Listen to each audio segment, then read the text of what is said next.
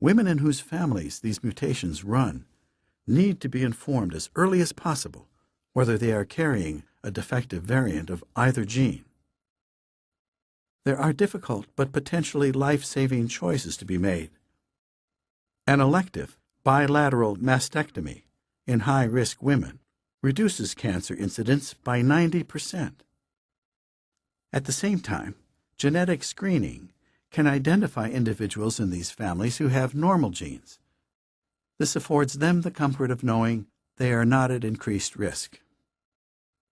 It sounds like a worthy thing to have brought to market, a genetic test for a very serious disease, a means to help women make informed decisions about their health.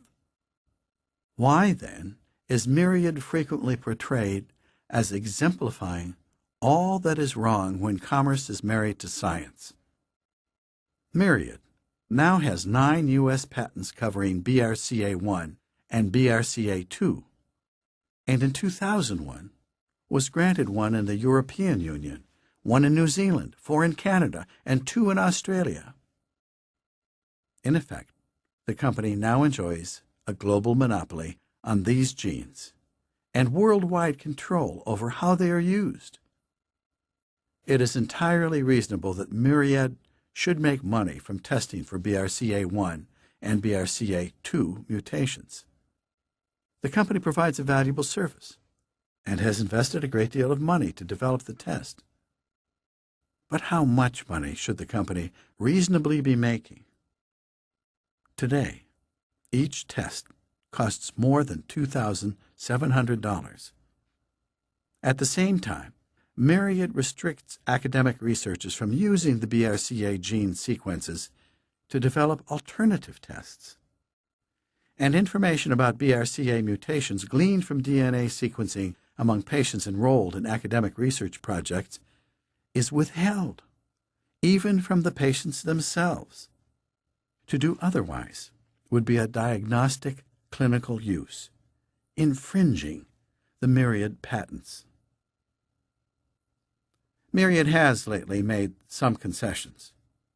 A government deal now permits scientists doing NIH-funded research to use the test at a cut rate of $1,400. But critics have viewed this as a token gesture and remain particularly vocal in Canada and Europe. The European Parliament has passed a resolution expressing dismay at the actions of the European Patent Office and instructing the Parliament staff to prepare challenges to Myriad's patents on both genes. Myriad's French partners in the BRCA2 sequencing, the Institut Curie and the Institut Gustave Roussy, were particularly incensed about Myriad's BRCA2 patent and have filed a joint complaint to the European Patent Office.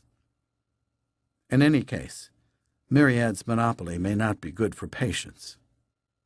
The company's test fails to detect all possible cancer-causing changes affecting the gene. So people who test negative for the screen mutations may nevertheless still be at risk. Now when you're tested, Myriad has you sign a waiver to the effect that a negative result does not necessarily indicate a clean bill of genetic health. Developing a more comprehensive test is difficult for technical reasons, but more breast cancer labs around the world would likely be trying it right now, if not for Myriad's research-stifling patent. Over the past dozen or so years, linkage analysis has also zeroed in on several other important cancer genes, including ones involved in neurofibromatosis, elephant man disease, not commonly understood to be a form of colorectal cancer and prostate cancer. But while effective gene-by-gene approach is slow and painstaking, with each study being dependent upon finding appropriate families for analysis, it is here that the Human Genome Project will prove its tremendous value. The DNA and protein microarrays we looked at in Chapter 8 will furnish cancer gene hunters with a powerful, high-caliber weapon. When I first became interested in cancer research in the 1960s, We knew so little about the underlying genetics and relied on such primitive tools that I turned to viruses that cause cancer in animals. It was my hope that by studying such viruses, which, having very few genes, were manageable even then, we might glean some insight into human cancer. Nowadays, cancer research is no longer confined to viruses. The tens of thousands of genes in actual human tumors are within our powers to map and clone. An enormous wealth of knowledge awaits us as we discover in greater and greater detail all the minute biochemical deviations that contribute to turning a normal cell into a cancerous one. Most linkage analysis studies depend on tracking one's genetic quarry through as large a pedigree as possible. But there is another strategy that looks at small populations with a high incidence of a disorder. And you can't get much smaller than the population of Tristan da Cunha. A volcanic island rising steeply and inhospitably out of the sea, Tristan da Cunha is a speck of land, just 40 square miles, in the middle of the South Atlantic, among the most remote places on the planet. The first permanent settlement was a British garrison established there in 1816 to prevent the French from using the island as a base from which to spring Napoleon from his exile on St. Helena, an island 1,200 miles to the north. Subsequent population growth was sporadic. A few settlers here, a few survivors of shipwrecks there. And, as of the unofficial census of 1993, the total was only 301.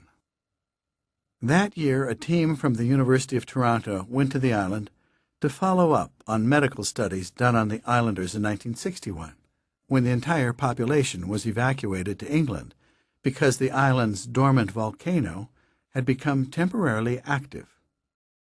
The most surprising finding had been that about half of the evacuees had a history of asthma.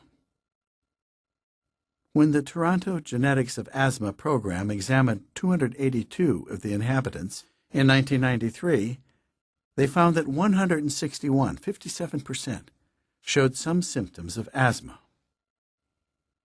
The Canadians prepared a genealogy of all the local families. It wasn't overly difficult, since all the islanders are descendants of 15 early settlers, and so their lineages are closely interrelated. Asthma was apparently introduced into the island by two women who settled there in 1827. A population like this is a boon for gene hunters. The island is essentially an extended family, and so the genes causing any observable disorder are likely to be the same throughout the population, a best-case scenario for linkage analysis. In a larger, more mixed population, some people's asthma may be caused by one set of genes, while that of others is caused by another set. Such heterogeneity is what makes nailing the genetic determinants of complex diseases so difficult.